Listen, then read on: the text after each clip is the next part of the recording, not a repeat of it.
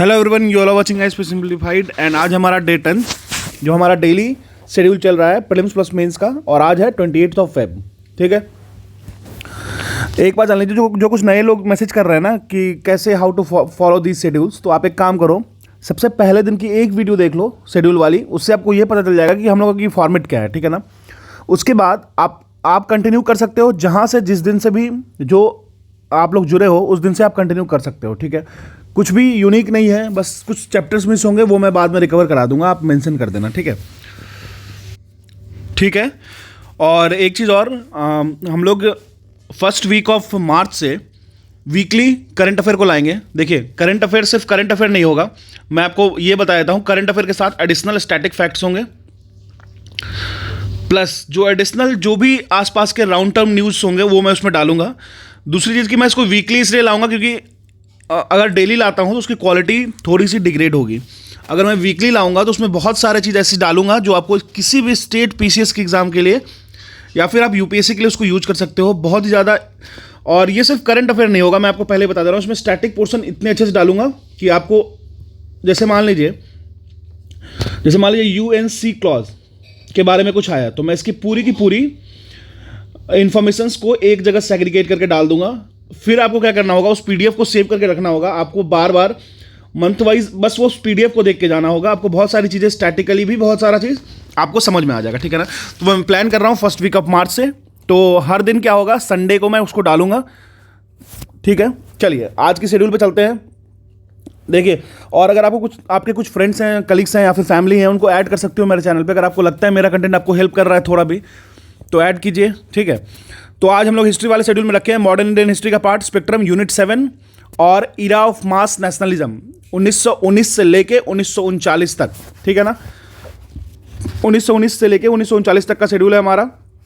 देखिए, आज का जो शेड्यूल है ना वो बहुत ज़्यादा इंपॉर्टेंट है, क्योंकि गांधी जी के बारे में थोड़ा सा जानना है हमें, African touch as well as Gandhi ji India में इंटर करते हैं, उसके बाद से गांधी जी का पूरा जितने भी मूवमेंट्स हैं उसके बारे में जानना है। तो मतलब 1919 से लेके एक्चुअल में 1939 तक जाएगा ये पूरा का पूरा इरा ऑफ मास नेशनलिज्म। हालांकि चैप्टर 15 से लेके 21 तक है, लेकिन अभी हम लोग सिर्फ चैप्टर 15 को जानेंगे। ठीक है ना, इसमें क्या क्या जानेंगे हम लोग देख लेते हैं एक बार। इमरजेंस ऑफ गांधी, ठीक है ना, गांधी जी के बारे में कैसे इमर्ज किए वो, किस तरीके से वो अफ्रीका में अपने आप को प्रूव किए, फिर उसके बाद इंडिया आकर के धीरे धीरे अपने नेशनल मूवमेंट्स को या फिर मास मूवमेंट को बढ़ाना स्टार्ट किया। ठीक है, उसके बाद हम लोग Montagu Chelmsford reform and government of India act 1919 जानेंगे। ठीक है ना, फिर गांधी जी के जितने भी चीज़ हैं, जितने भी काम उन्होंने किए हैं, कहाँ पे, तो South Africa as well as India. आपको पता होगा चंपारण, अहमदाबाद मिल एंड खेड़ा, कितना इंपॉर्टेंट चैप्टर, आप खुद देख के पता लगा सकते हो, कोई भी एग्जाम दोगे आपको इससे क्वेश्चन डायरेक्टली देखने को मिलेगा। ठीक है ना, फिर Rowlatt act Satyagraha and Jallianwala Bagh massacre 13 अप्रैल 1919 वाला। ठीक है ना, तो ये हमें देखना है। आज का हमारा यही था टारगेट, चैप्टर 15 पूरा करना है। ठीक है ना, एकदम आराम से। अब थोड़ा चलते हैं हम लोग Q&A सेशन पे, रिवीजन सेगमेंट पे। ठीक है ना, आपको मैं 2-3-4 क्वेश्चन पूछूंगा, उसका आंसर आपको करना है। देखिए, आप लोग पार्टिसिपेट नहीं कर रहे हैं बहुत ज़्यादा, लेकिन जो भी पार्टिसिपेट कर रहे हैं मैं उनके लिए एक चीज़ पूछता रहूँगा। ठीक है ना, क्योंकि इससे फ़ायदा होता है। ठीक है, सबसे पहला क्वेश्चन है, 2 जर्नल्स निकाला गया था तिलक के द्वारा। ठीक है ना, दोनों जर्नल्स का नाम बताना है आपको, और दोनों जर्नल्स किस लैंग्वेज में था ये आपको बताना है। ठीक है ना, दूसरा क्वेश्चन है, चापेकर ब्रदर्स किसको मारे थे और उनकी पोस्ट क्या थी। ठीक है, अब आपको बताना है, एक जर्नल का नेम है वंदे मातरम, जिसको 1909 में पब्लिश किया गया था। आपको बताना है मदनलाल धिंगरा, पहले एक चीज बता दीजिए, मदनलाल धिंगरा कौन से ऑफिसर की मर्डर करते हैं, प्लस वंदे मातरम जो जर्नल थी जो 1909 में पब्लिश हुई थी, 1909 में नहीं, वंदे मातरम जो जर्नल थी वो पब्लिश किया गया था किन के द्वारा। ठीक है ना, आपका उनका नाम बताना है और कहां से किया गया था ये भी बताना है, प्लेस भी बताना है। ठीक है ना, चलिए, तो ये रहा आज का क्वेश्चन। फिर हम लोग चलेंगे IR इंटरनेशनल रिलेशन के पार्ट पे। तो याद रखिएगा, आज हम लोग करने वाले हैं श्रीलंकन क्राइसिस। ठीक है ना, श्रीलंका में अभी बहुत बड़ी क्राइसिस चली थी, आपको पता है, तो उसके बारे में थोड़ा सा आपको पढ़ना है। सोर्स आप कुछ भी रख सकते हो, विजन IAS रख सकते हो। ठीक है ना, या फिर आप यूट्यूब की यूज कर सकते हो, काफ़ी ज़्यादा कंटेंट है, टन्स ऑफ कंटेंट डाला रखा है इस पर ऑलरेडी। फिर आपको इंडिया श्रीलंका रिलेशनशिप को देखना है कि आखिर इंडिया कैसे इफेक्टेड होता है इससे, इंडिया कैसे ग्रोथ करता है। ठीक है, जैसे मान लीजिए श्रीलंका क्या करता है, श्रीलंका बहुत सारा राइस भेजता था बाहर। जब श्रीलंकन क्राइसिस हुआ तो ये कट हो गया, तो इंडिया की अपॉर्चुनिटी बढ़ गई। तो कैसे इंडिया डायरेक्टली और इनडायरेक्टली अफेक्टेड है उस क्राइसिस से, आपको बताना है। Positive as well as negative impact भी बताना है आपको इस चीज़ का। छोटा सा एक पेज का नोट्स बना लेना है ताकि आपको ध्यान रहे।